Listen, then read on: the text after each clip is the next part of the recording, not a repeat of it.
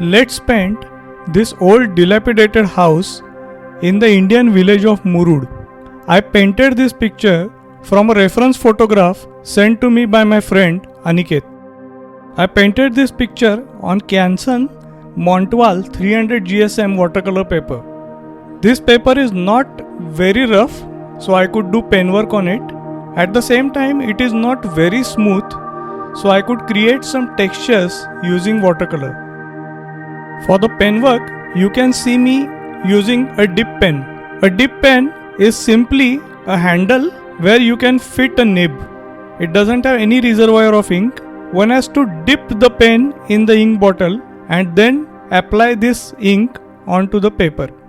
This process may seem tedious and frankly antique, but it has its own advantages.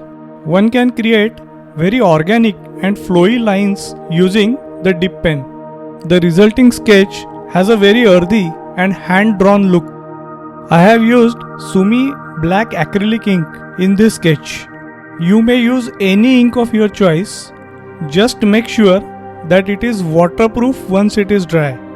Otherwise, when you apply watercolor, it will completely spoil the sketch. Even when using waterproof ink, make sure that it is completely dry. Give it some time before you apply watercolor. These inks may seem to have dried on paper, but when watercolor is applied, they quickly start spreading. So I recommend you wait for a few minutes after your sketch is finished before you apply watercolor. Also keep in mind that when you apply ink using a dip pen, it takes more time to dry because more ink is applied on paper as compared to ink applied using a fountain pen. If you don't have access to a dip pen, you can do the same sketch using a fountain pen, a technical pen, or a ballpoint pen or a gel pen. You may use a smoother paper or a rougher paper as per your preference. Your choice of paper and pen will create somewhat different results than what I show here. But remember that there is nothing right or wrong about this. Now let's quickly finish the line work before we mark the darkest values.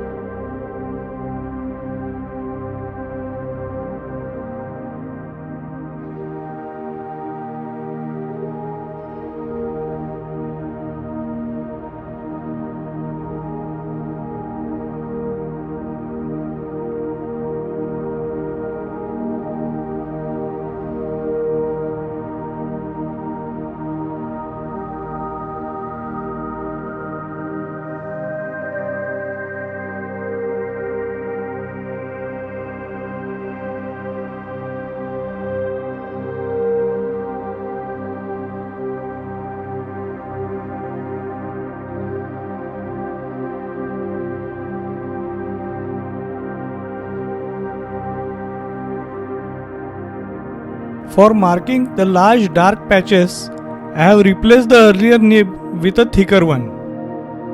You may observe that while darkening very large dark patches, I do not darken the whole patch but keep a little bit of white spaces in between. This helps in creating a realistic feel to the sketch. If a patch is completely dark and black, it may seem like a hole in the paper rather than a dark 3D space. In real life, a little bit of light always penetrates these black spaces and reflects off the objects inside. When we leave such small white spaces in those dark patches, the viewer's mind automatically translates these white spaces to be some objects within those dark areas. This simple step lends more believability to our sketch. Now let's keep adding those dark patches.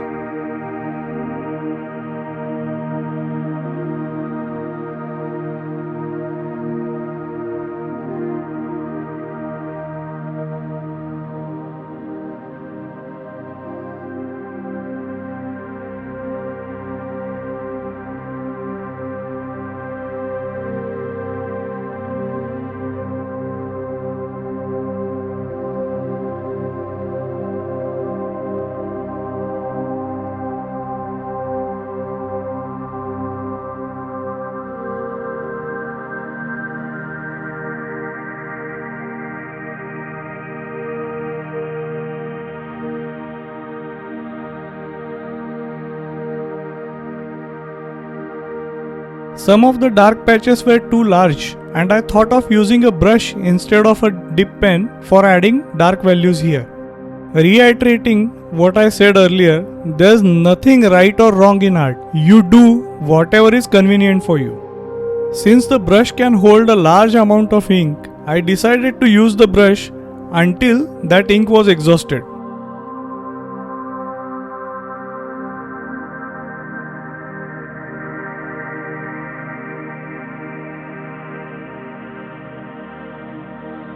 When I felt there was a small amount of ink left in the brush, I switched to using the brush as a dry brush to create some textures on the wall of the house.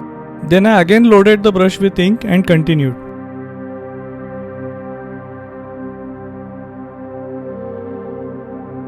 I added some dark values to the foliage on the left side of the house because I wanted to create a contrast between the foliage and the roof of the house.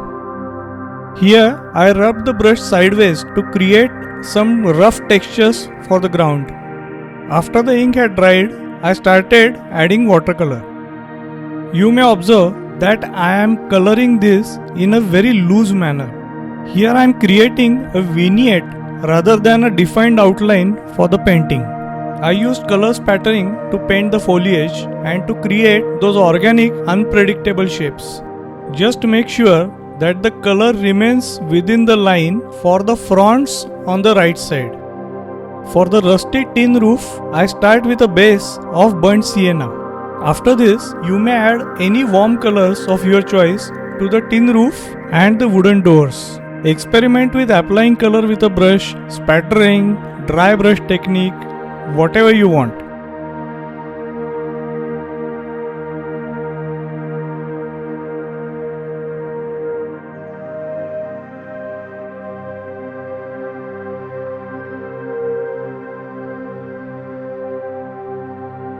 Begin applying blue color to the wooden planks. Make sure that you are using a different hue of blue than the one you have used for the sky.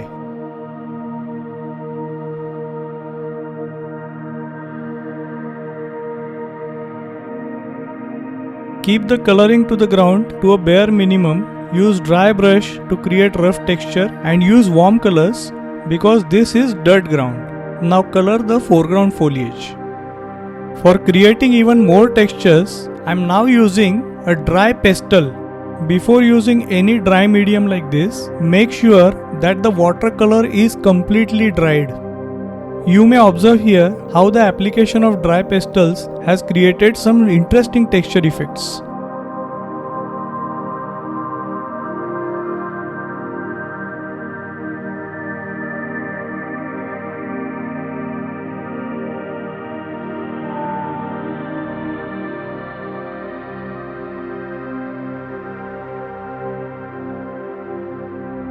Applying dry pastels over the darkest areas of the foliage not only creates some interesting textures, it also creates strong highlights and helps us merge the darkest areas of the foliage with the lightest areas.